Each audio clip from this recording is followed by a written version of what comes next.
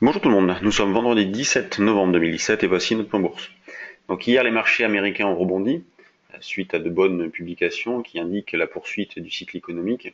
Le Dow Jones a terminé en hausse de 0,80%, le SP500 0,82% et le Nasdaq a surperformé puisqu'il termine en hausse de 1,30%. En Europe, le CAC lui a pris 0,73% et le DAX 0,64%. Et quand on regarde de plus près le CAC 40, eh bien, après avoir ouvert avec un gap, donc gap à la hausse hier matin, eh bien, il ne s'est pas passé grand-chose. Le marché a passé une bonne partie de la séance à tourner autour de 5335. Donc là, ce que je vous affiche, c'est le contrat futur échéance décembre, l'échéance étant aujourd'hui. Il y a 5 points d'écart entre l'indice CAC 40 et le futur. Donc 5335 hier la plupart du temps. On continue à jouer les deux sens en raison d'un biais neutre en cours, on joue les deux sens, aussi bien l'achat que la vente. Donc on pourrait très bien acheter un petit peu vers 5305, vendre vers 5345. En tout cas, c'est ce que nous allons dérouler comme scénario. Nous avons profité de la forte hausse avec les achats d'options. Donc on a réalisé des achats de call autour du niveau que l'on estime important, 5280, et que l'on a évoqué depuis pas mal de temps déjà, qui était pour nous un des objectifs principaux de ce retracement, 5280. Donc toujours de la lourdeur, pas de panique, mais de la lourdeur. On verra d'ailleurs le comportement des actions tout à l'heure. Sur le DAX, on se retrouve dans la même configuration, avec un biais neutre également.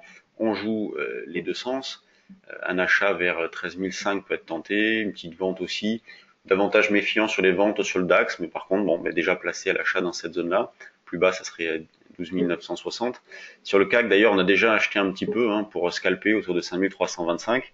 Voilà, c'est le plus proche niveau, 5325, pour réaliser des écarts rapides. L'eurodoll, lui, revient en arrière, donc après avoir fortement progressé et après le violent rebond du milieu de semaine, eh bien, il revient en arrière. Il est revenu à proximité des 1,18 et donc ce qui confirme le niveau des 1,1860 a été parfaitement validé, c'est fantastique puisque c'est le niveau de retournement de tendance pour nous et donc ce niveau-là a été parfaitement validé, on a pu profiter grandement de la baisse, donc c'est parfait.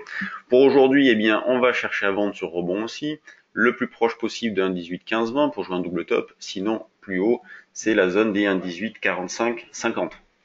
Sur les actions, prenons les valeurs du CAC. Donc ST Micro plus forte hausse 1,60, Sodexo plus forte baisse -1, donc beaucoup d'arbitrage, beaucoup de régularité. On va avoir un volume qui va être important aujourd'hui, c'est normal, puisque c'est l'échéance. On a toujours depuis pas mal de temps, même si aujourd'hui c'est pas le cas, mais des bancaires qui sous-performent. Vous voyez, quand on prend la BNP, Crédit Agricole, Société Générale, bon, aujourd'hui elles se comportent bien, mais sur le fond elles sous-performent grandement, comme les deux plus fortes pondérations de l'indice, Sanofi et Total, qui sous-performent depuis pas mal de temps aussi. Donc voilà, pas de panique, toujours de la lourdeur.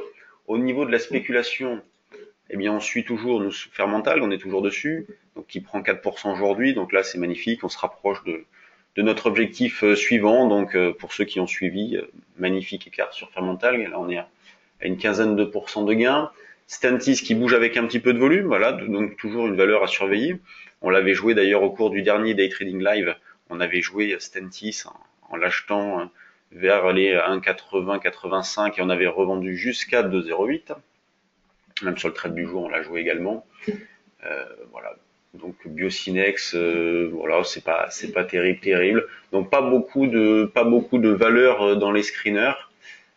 Il y a Neolife là qui est à surveiller pour les prochains jours. Il y a Nicox qui bouge un petit peu, Monakea. Je vais vous montrer les valeurs qui bougent avec du volume. Donc toujours voilà de la régularité sur les valeurs du CAC, un biais neutre sur les principaux indices européens, CAC DAX en tout cas.